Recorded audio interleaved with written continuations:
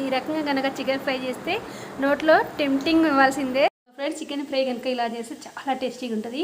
ముందుగా చికెన్కి మనం ఉప్పు, కారం, ధనియాల పొడి, అల్లం పేస్ట్, పసుపు, పెరుగు ఇవన్నీ కలిపి 1 అవర్ మ్యారినేట్ చేసి పెట్టుకుందాం.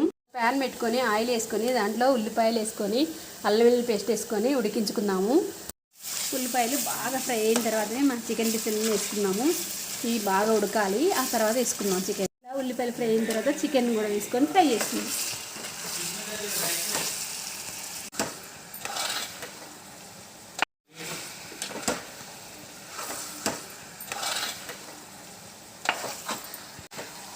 చుక్క వాటర్ కూడా పోయకుండా మనం ఫ్రై చేసుకుందాం.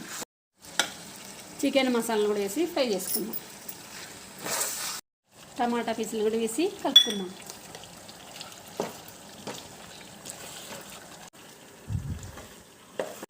కస్తూరి మేతిని కూడా వేసి నలుపుకొని వేసుకుందాం కర్రీలో.